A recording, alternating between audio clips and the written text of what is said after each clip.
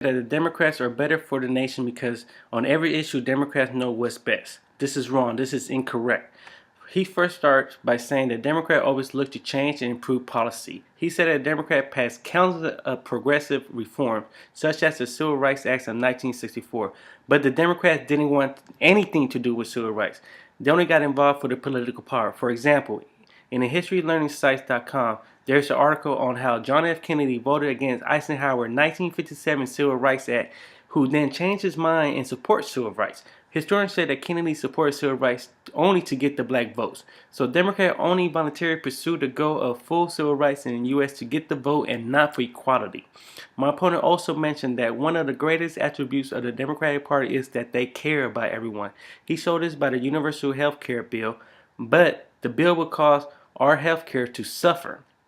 For example, in prosandcons.org, according to experts, more than 87 million Americans could lose access to their current health care plan under the new law.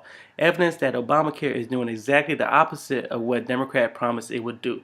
It goes on to say, Americans were told that Democrat health care reform measure would make premium more affordable. Instead, as the president-owned accuracy at CMS confirmed, Americans would face higher premium. My opponent said the Democrat fights for the rights of gays and women's rights.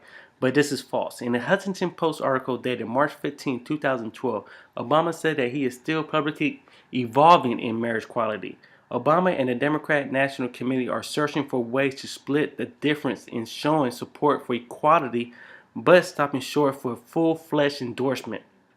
When it comes to women's rights, the decrease of women's support comes amid debates over a mandated issue by the Obama administration under the new health care law, which violates a woman's ethic and their religious belief.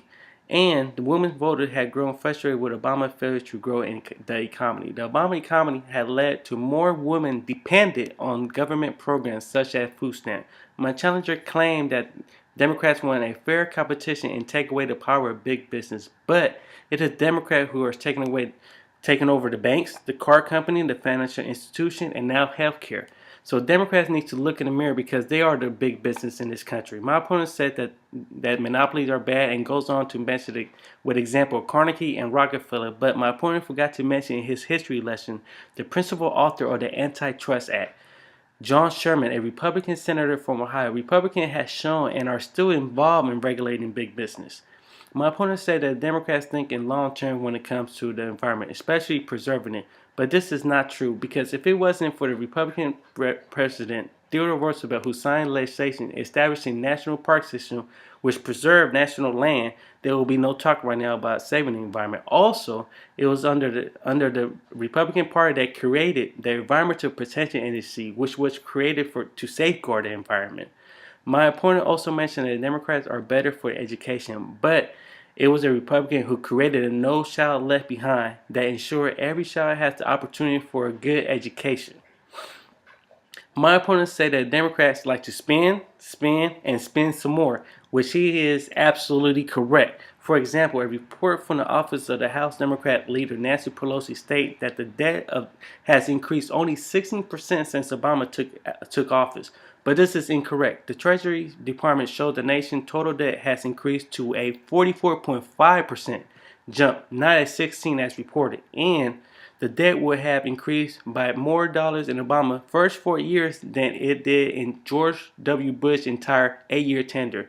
The rise under Obama would then be the biggest dollar increase for any president in U.S. history. My opponent admits that Obama has cut 50% of our defense spending, but he didn't say why. He didn't say how this be beneficial, because it is not.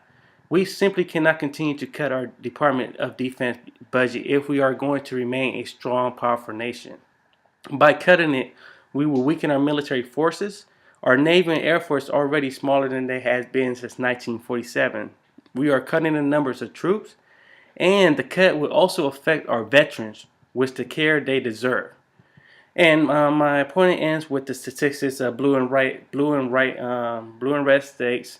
Blue states had higher college graduates. But let me tell you this. I was born in red states, but now I'm going to college in the blue states. So who gets to claim me for the stats? And believe me, and about the crime, blue and red, here I have a stat for you. I live in a high crime neighborhood. And believe me, It's not the Republican committing the crimes around here. Okay, so I don't know where you got that stat. You can spin it any way you want, but I hope you come with better ones. So, yay Republican, nay Democrat.